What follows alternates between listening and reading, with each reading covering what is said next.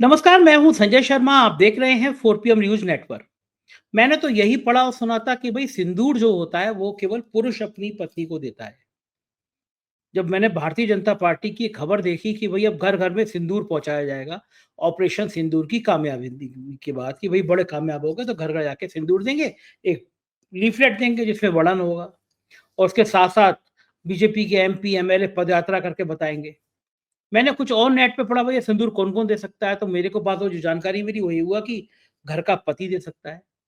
अब मेरी समझ में नहीं आई कि भारतीय जनता पार्टी के नेता जब घर-घर सिंदूर लेके जाएँगे, तो महिलाओं ने कह दिया कि भई आपकी पार्टी तो ऐसी हो गई है कि आपके पिछले 1 हफ्ते में पार्टी के नेताओं के इतने-इतने अश्लील वीडियो सामने आए हैं, तो आप महिलाओं का क्या सम्मान करेंगे? कोई सड़क पे सेक्स कर रहा है, कोई कमरे में कर रहा है, कोई बुजुर्ग व्यक्ति एक डांसर के संग अभद्रता कर रहा है।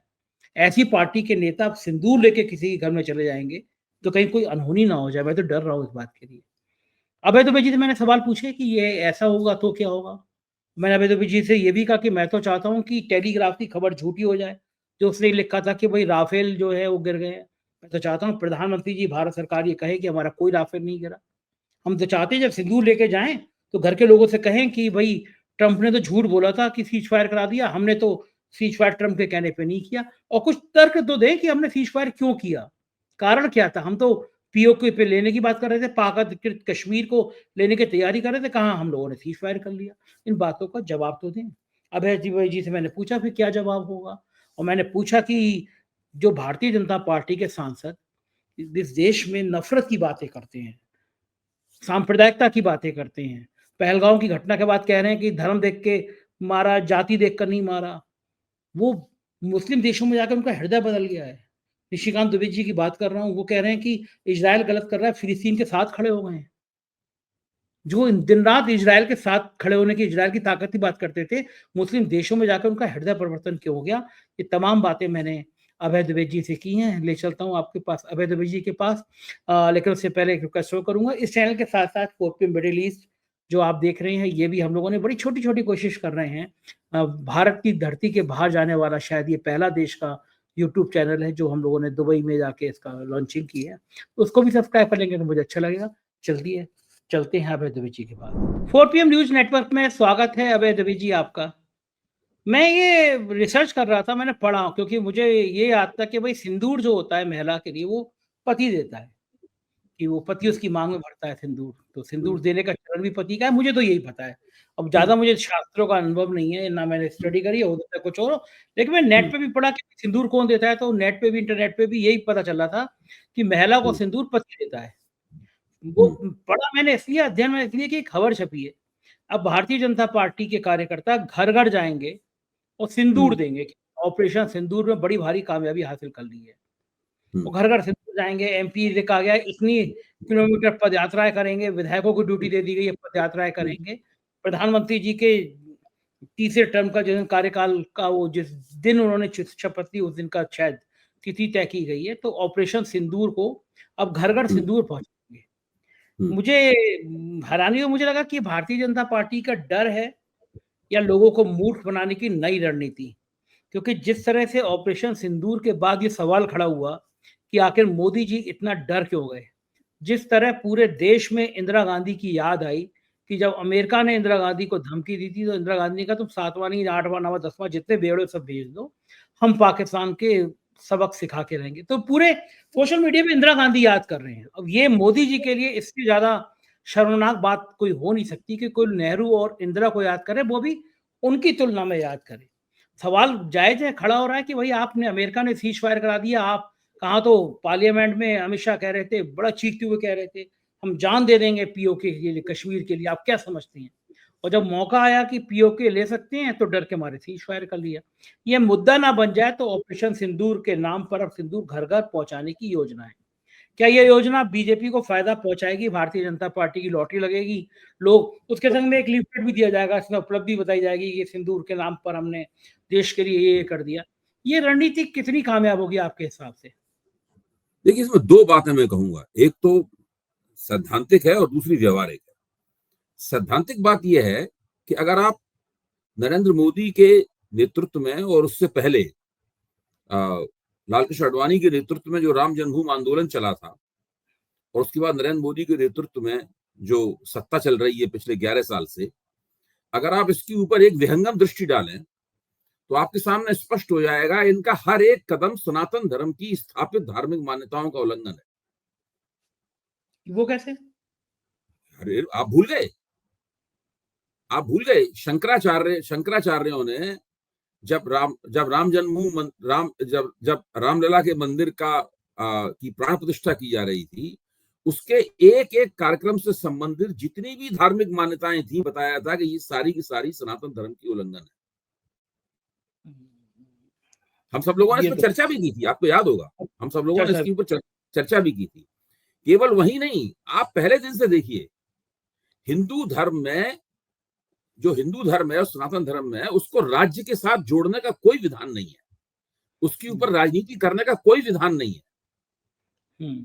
ये चीजें अब्राहमी जो मजहब हैं, ईसाइयत, यहूदी धर्म और इस्लाम, ये उनकी स्थापित प्रवृत्तियां हैं, क्योंकि ये उनकी थियोलॉजी में, उनका जो मजहबी शास्त्र है उसमें लिखी हुई है।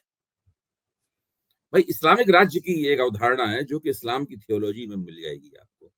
ईसाई राज्य की अवधारणा है जो कि उसके अंदर मिल जाएगी। किंगडम ऑफ गॉड की अवधारणा है जो संत अगस्तीन का मशहूर किताब है। इस तरह आपको यहूदियों के, वो लोग भी, जो इजराइल जो है वो उसी तरह का मजहबी राज्य है। लेकिन सनातन धर्म में कि आप धर्म को राजनीति से जोड़कर और अपना राज्य बनाएं और उसमें सनातन धर्म को, हिंदू धर्म को उसका आधिकारिक धर्म घोषित करें, इस प्रकार की कोई धारणा मौजूद नहीं है। अगर आप ऐसा करते हैं तो सनातन धर्म की जो मान्यताएं हैं आप उनका उल्लंघन करते हैं। इसीलिए मैं कहता हूं कि हिंदुत्व की राजनीति मुख्य तौर पर सनातन धर्म की मान्यताओं के उल्लंघन पर टिकी है। सावरकर को इस बात का एहसास था। अगर आप सावरकर की वो मशहूर किताब देखें जो कि पहली किताब है, व्हाट इज हिंदुत्व, जो सावरकर की पहली किताब, उस किताब से ही पूरा मामला शुरू हुआ। ये अगर आप उस किताब को देखें, उसमें सावरकर स्पष्ट रूप से कहते हैं कि हिंदुत्व की अवधारणा एक धार्मिक विचार नहीं है, ये कोई रिलीजियस आइडिया नहीं है, ये मुख्य तौर पर एक राजनीतिक विचारधारा है। मैं जब हिंदुत्व में कह रहा हूं जिसका किसी पूजा पद्धति से कोई संबंध नहीं है, किसी धर्म से कोई संबंध नहीं है, किसी संप्रदाय से कोई संबंध नहीं है, ये मुख्य तौर पर एक राजनीतिक विचारधारा है जिसका मैं प्रतिपादन यहाँ पर कर रहा हूँ। राष्ट्रीय स्वयंसेवक संघ और सावरकर के बीच में मतभेद किस बात को लेकर थे? थोड़े बहुत मतभेद नहीं थे। चरण सिंह को दे दिया भारत रत्न, सावरकर को आज तक भारत रत्न नहीं दिया है। वो वैसे सावरकर के नाम पर इतनी नौटंकी करती हैं। हाँ, सावरकर के नाम पे बहुत उछल कूद मचाते हैं लोग, लेकिन भारत रत्न आज तक नहीं दिया है। 6 साल अटल बिहारी वाजपेयी रहे और 11 साल से ये हो गए हैं, आज तक सावरकर को, राष्ट्रीय स्वयंसेवक संघ सावरकर को भारत रत्न नहीं मानता है। तो मैं कह रहा हूं कि पूरी जो ये मतभेद क्या है दोनों के बीच में, मतभेद यही है, संघ धर्म के आधार पर राजनीति करने का हामी है और उसको हिंदुत्व कहता है। सावरकर धर्म के आधार पर राजनीति करने के खिलाफ थे, वो उसको हिंदुत्व कहते थे। ये दो बहुत बुनियादी बातें। सावरकर उनके बीच में ये बिल्कुल बहुत आसान भाषा में बताया, बहुत बारीक बात भी की जा सकती है, अकादमिक बातचीत भी की जा सकती है, लेकिन नई परख 4 PM के दर्शकों के लिए मैं आसान भाषा में बता रहा हूं कि ये दोनों में मतभेद है। इसीलिए सावरकर को संघ वाले नापसंद करते हैं और सावरकर संघ वालों को नापसंद करते थे काफी। इन्होंने जो कुछ भी किया है वो सनातन धर्म की जो धार्मिक और आध्यात्मिक मूल्य हैं, सनातन उसके खिलाफ किया है। ये सिंदूर लोगों के घर घर ले जाना भी उसी उल्लंघन का, उसी अतिक्रमण का एक प्रमाण है, जिसका भी आपने जिक्र किया कि सिंदूर देने का अधिकार तो केवल पति को होता है। एक राजनीतिक दल तो ना महिलाओं को सिंदूर देगा। सही बात है। क्या भारतीय जनता पार्टी ने तमाम हिंदू महिलाओं के लिए अपने आप को क्या घोषित कर दिया? मैं कहूंगा नहीं क्या घोषित कर दिया, वो सिंदूर दे कैसे सकते? लेकिन वो दे रहे हैं और बिना और तमाम किसी भी किस्म की आलोचना और सनातन धर्म की मान्यताओं से बेपरवाह होकर दे रहे हैं। सही बात। तो ये तो है सैद्धांतिक आलोचना जो मैंने आपके सामने पेश की। और वो भी तब दे रहे हैं जब एक हफ्ते से इतने अश्लील वीडियो लगातार एक के बाद एक भाजपा नेताओं के वायरल हो रहे हैं। महिलाएं कहेंगी तुम अपनी पार्टी के नेताओं को तो ठीक करो, महिलाओं के संग इतने अश्लील वीडियो वायरल कर रहे हो, सिंदूर लेके हमारे घर आ गए। दूसरे, आप ठीक कह रहे हैं। दूसरे, अब मैं आता हूं व्यवहारिक बात पर। ये भारतीय जनता पार्टी की राजनीतिक शैली है कि वो हर चीज का राजनीतिक दोहन करना चाहती है, कुछ छोड़ती नहीं है किसी में। मतलब राजनीतिक दोहन करने के मामले में उसके पास हमेशा एक योजना होती है, उसके पास कार्यकर्ता है, वो सक्रिय हो जाते हैं, तो वो फैल जाते हैं। आपको ध्यान होगा कि जब रामलला की प्राण प्रतिष्ठा हुई थी, उस वक्त भी उसके राजनीतिक दोहन का एक बहुत बड़ा कार्यक्रम बनाया गया था, और मैं भी बहुत प्रभावित था उस कार्यक्रम से। मैं दूसरे की बात नहीं कह रहा हूं कि आप इतने गांवों में जाएंगे, इतने वहां पर राम भक्त लाए जाएंगे, और दिन रात होगी वहां पर, हमेशा त्रेता युग आ जाएगा। मैं खुद ही कहता था कि वो त्रेता युग लाने की योजना बन गई है, वहां दिन रात रामलीला होती रहेगी, पृष्ठभूमि में वो बजता, हनुमान चालीसा बजता रहेगा, ये वो फलाना ठिकाना। ये सब बातें जो हम लोगों के सामने रखी गई थी, मैं खुद भी इस बात से प्रभावित था, और इन सब बातों के प्रभाव के कारण हम लोगों ने ये आमतौर पर मान लिया था कि भाई मोदी जी की जीत तो अब बिल्कुल केवल घोषणा होनी बाकी है, चुनाव तो वो जीत ही चुके हैं और कोई माहौल ऐसी मुकाबला ही बन नहीं है।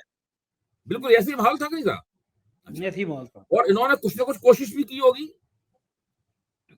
वो कहीं ना कहीं गांव वगैरह में जाके कुछ ना कुछ, और राष्ट्रीय स्वयंसेवक संघ के कार्यकर्ता सारे गांव में फैल गए हैं, ये वो पुराना ठिकाना, न जाने क्या क्या, मतलब हमसे कहा गया था और हमने उस बात को सही मान लिया था, और जितना वो हमें प्रभावित करना चाहते थे, हमने उनकी इच्छा पूरी होते हुए उससे प्रभावित होना स्वीकार कर दिया था।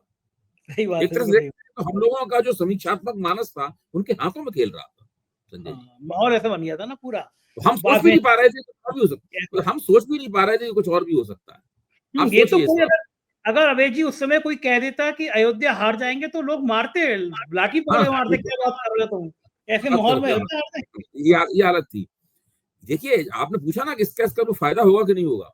इसकी कोई गारंटी नहीं है कि फायदा हो। गारंटी इस बात की ज्यादा है कि इनको फायदा ना हो, बल्कि नुकसान हो। नुकसान इसलिए है कि कोई भी जिसको हिंदू धर्म की जरा भी जानकारी है, कोई पसंद नहीं करेगा कि भाजपा का कार्यकर्ता आए और घर में सिंदूर की पुड़िया और डिबिया डिबिया दे के जाए। ये भाजपा के कार्यकर्ताओं का काम नहीं है। देखिए, जब नरेंद्र मोदी ने अपने आप को भगवान घोषित किया, देवता घोषित किया नरेंद्र मोदी ने, जब चंपत राय ने उनको देवता घोषित किया, जब और दूसरे भाजपा के तमाम, और जेपी नड्डा ने घोषित किया, तो मैं अक्सर अपने मित्रों से कहता था कि ये लोग सनातन सनातन सनातन की इतनी चर्चा करते, इतनी बात करते हैं, इन्हें ये नहीं पता है कि जब कोई राजा अपने आप को भगवान घोषित करता है तो उसका सनातन धर्म में क्या हाल हुआ है। हिरण्यकश्यप ने क्या किया था, अपने आप को भगवान घोषित कर दिया था ना हिरण्यकश्यप ने, और अपने बेटे प्रहलाद विष्णु के भक्त थे, तो प्रहलाद को सताता था, वो कहते मेरी भक्ति करो, मैं ही भगवान हूं, विष्णु क्या है मेरे सामने। फिर क्या हुआ, हिरण्यकश्यप का नाश करने के लिए नरसिंह अवतार हुआ। नरसिंह अवतार ने क्या किया, हम लोगों को पता है, कहने की जरूरत नहीं है। हिरण्यकश्यप को वरदान प्राप्त था कि न वो घर के अंदर मरेगा, ना घर के बाहर मरेगा, ना आसमान में मरेगा, ना पाताल में मरेगा। तो उन्होंने ऐसी जगह वो ले गए उसको, दहलीज के ऊपर, जो घर के बाहर थी, ना अंदर थी, ना ऊपर थी, ना नीचे थी, और उन्होंने अपने आप को देवता घोषित करने वाले का जो करना था वो किया। ये सब पुराणों में दर्ज है। हम सब लोग बचपन में इसी की खुराक पे पले। सही बात है। तो मैंने भाजपा के एक बड़े नेता से कहा भी कि भाई आप लोग क्या करते हैं, हिरण्यकश्यप की कहानी भूल गए। तो उन्होंने जो कहा है वो मैं आज नहीं कहूंगा आपके मंच पे, यहाँ पे ठीक नहीं होगा कहना, ये चुनाव नतीजा आने से पहले की बात है। तो मैं कहना ये चाहता हूं कि ये जो ये सब जो ये घटिया किस्म के जो प्रचार की नीति है, ये भारतीय जनता पार्टी के लिए बूमरैंग भी हो सकती है। ये उल्टे बांस बरेली, उल्टे बांस गले पड़ जाएंगे इनके, ये स्थिति उनके साथ होने वाली है। क्योंकि लोगों के दिमाग में सवाल है, आप उनके घर पे पर्ची दे आओ, पर्चा दे आओ, बुकलेट दे आओ, हमारी ये उपलब्धियां हैं। क्या लोग इतने बचकाने नहीं है कि आपने वो कंपट थमा देंगे, लॉलीपॉप थमा देंगे और वो चूसते रहेंगे? ये सब नहीं हो सकता। ये सब वक्त गुजर चुका है उसका। कोई फायदा वायदा नहीं होने वाला है। मुझे तो बिल्कुल पक्का यकीन है, कोई फायदा वायदा नहीं होने वाला है। अच्छा, लोग निजी बातचीत में कहने भी लगे, मैं तो हाथ जोड़ के ईश्वर से प्रार्थना करता हूँ कि प्रधानमंत्री जी, भारत सरकार दावा करे कि हमारे किसी राफेल को कोई नुकसान नहीं पहुंचा है। मैं दुआ करता हूँ कि टेलीग्राफ की वो खबर झूठी हो जाए कि हमारे कई राफेल गिर गए हैं, मार गिराए गए हैं। ऐसी कोई खबर ईश्वर करे सब झूठी हो। लेकिन देश को सच जानने का तो अधिकार है, हमें पता तो होना चाहिए। पूरी विदेशी मीडिया बैठ बैठ के चर्चा कर रही है, विदेश मंत्री से सवाल पूछे जा रहे हैं विदेश में जाके, और आप विदेश में जा जाके ढिंढोरा पीट रहे हैं, कहीं छप नहीं रहे हैं। वॉशिंगटन पोस्ट और न्यूयॉर्क टाइम्स जैसे बड़े अखबार जो छाप रहे हैं, वो देश के लिए ठीक नहीं है। तो ये अब क्या जनता इतने मूर्ख है कि वो हकीकत नहीं जानती है? वो ये पूछेगी नहीं कि वो 4 आतंकवादी कहाँ चले गए जिन्होंने 26 बेगुनाह लोगों की हत्या कर दी गई थी? कोई सवाल ही नहीं है, कोई विमर्श ही नहीं है। इनको लगता है कि हमारे टीवी चैनल जो गोदी मीडिया है, इस पे अगर नहीं पूछा जा रहा है 4 आतंकवादी कहाँ चले गए, तो फिर बाकी जगह पूछेगा नहीं। जो पूछेगा उसको 4 पीएम की तरह एक बार फिर बंद कर देंगे, जब गोदी कोशिश कर। मीडिया पे, वैसे तो गोदी मीडिया पे हमारे ऐसे लोग बुलाए नहीं जाते। अगर बुला भी लिए जाते हैं, जो हम लोग यही बात कहते हैं कि भाई वो 4 आतंकवादी कहाँ गए, इसका जवाब दीजिए। ट्रम्प की आलोचना आप क्यों नहीं कर रहे हैं, इसका जवाब दीजिए। ट्रम्प ने पहले घोषणा की तो जो गोदी मीडिया की एंकरनियां होती हैं, पहले मुंह बंद करके चुपचाप हमारे ऐसे लोगों की बात सुनते रहते हैं। फिर उनके पास एक बना बनाया जवाब है इसका, लेकिन हमने घुसकर मारा है, वो कहेंगे।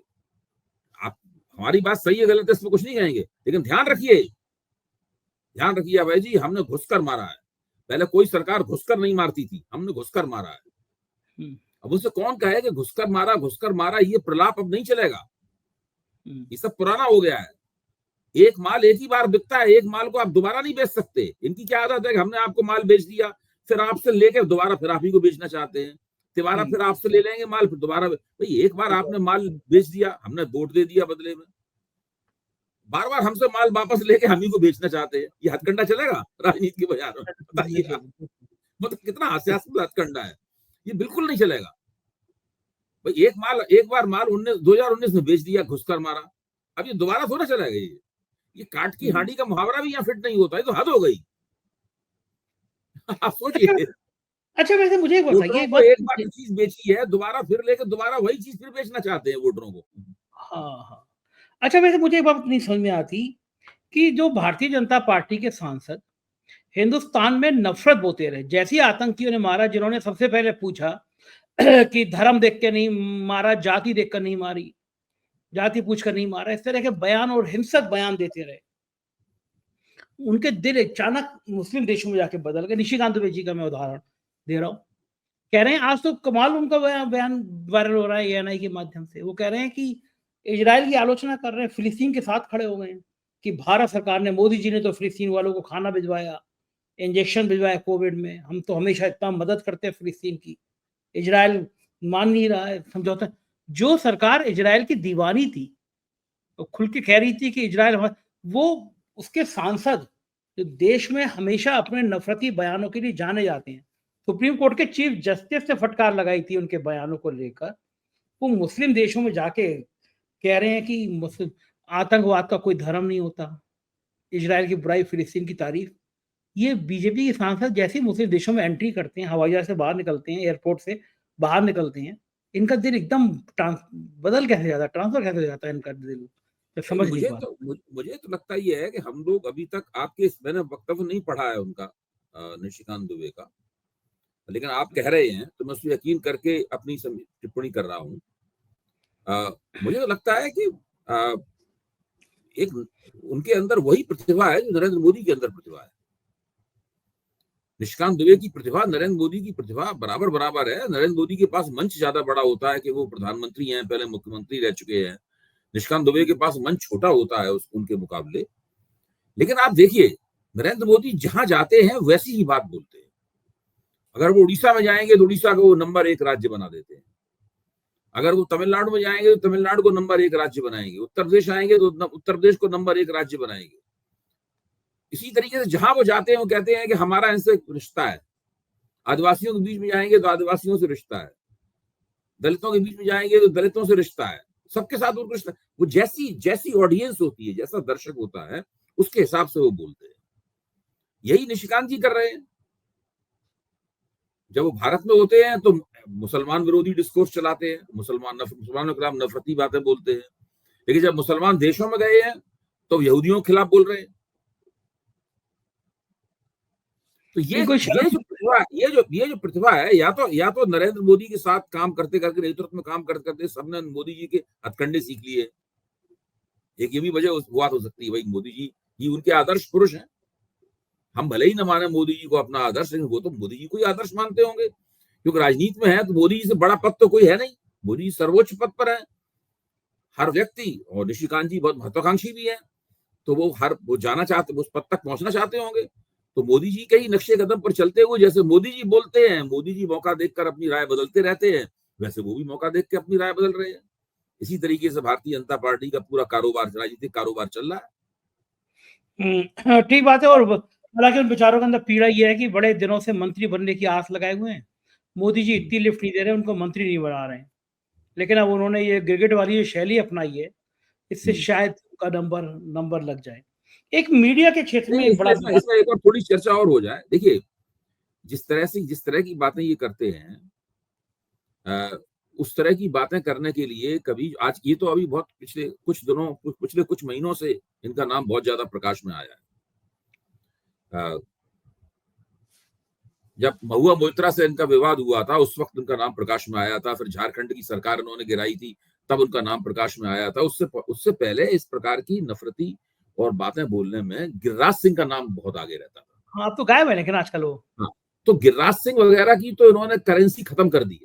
इन्होंने ऐलान कर दिया गिरिराज सिंह का सिक्का खोटा है, मेरा सिक्का जो है वो सच्चा है।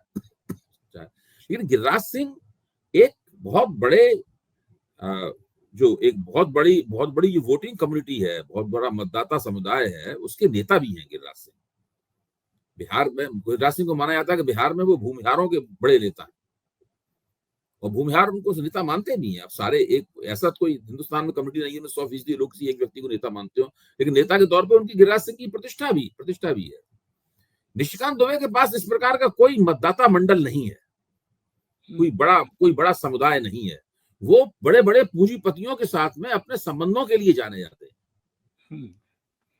तो उनको वो मंत्री तब बनेंगे जबकि कोई ऐसा ही बड़ा कोई कारपोरेट जार जो है ना, वो मोदी जी के कान में फुसफुसा कहेगा कि भाई इनको भी कुछ दिन के लिए बना दो, तब बनेंगे मंत्री। तो बना देना चाहिए। अडानी जी के दोस्त हैं, अडानी जी कह देंगे तो मोदी जी मना थोड़ी ना कर देंगे। कह देना चाहिए अडानी जी को कि भाई निशिकांत दुबे को भी बना दो, हमने बड़ा सारा निवेश किया है। लेकिन रिलायंस से भी ताल्लुक रहे हैं उनके। हाँ, ताल्लुक सबसे रहे हैं। एसआर ग्रुप में उन्होंने काम किया है, और बड़े खराब शब्द उनके लिए इस्तेमाल किए जाते हैं कारपोरेट को लेकर, कारपोरेट से उनकी नजदीकियों को। लेकिन तब भी कोई कारपोरेट काम नहीं आ रहा, इनके मंत्री नहीं बन पा रहे बेचारे ये। अच्छा, मैं दूसरी तरफ आपको लेके चलता हूँ अभय जी। एक बड़ा विवाद आजकल मीडिया समूह में चल रहा है। आप जब पत्रकारिता करते थे तब तो टेलीप्रिंट, आपको हम लोग भी ने वो दौर देखा है जब खबरें टाइप करके निकल के आती थी, लंबे लंबे कागज निकल के आते थे। पीटीआई की खबर आती थी और वो बड़ा सा लंबा सा कागज निकलता था, फिर उसका ट्रांसलेशन होता था, खबरें छपती थी। पीटीआई और यूएनआई 2 एजेंसी थी। लेकिन मोदी जी ने एक स्मिता प्रकाश जी पे मेहरबानी करी और एएनआई एजेंसी बहुत तेजी से अवतरित हुई। चलिए, अच्छा है, आप किसी व्यवसाय को बढ़ावा दे रहे हैं। लेकिन फिर क्या हुआ कि जितनी मोदी जी की यात्राएं हैं, मिनिस्टर्स की यात्राएं हैं, निशिकांत दुबे का जो मैं बयान आपको बता रहा हूँ, ये एएनआई पे मैंने देखा, एएनआई पे आया। सरकारी जितने आयोजन थे वो सब ये तय किया गया, भाई कोई पत्रकार नहीं बुलाया जाएगा, सिर्फ एएनआई को बुला लो और एएनआई को ही बाइट देनी है। अब साहब, अब मान लीजिए निशिकांत दुबे का मुझे बयान चलाना है ये वाला, तो नेचुरली मुझे कहीं और बयान तो मिलेगा नहीं। लेकिन एएनआई एजेंसी को देते हैं, एएनआई एजेंसी बाकी लोगों को डिस्ट्रीब्यूट करती है।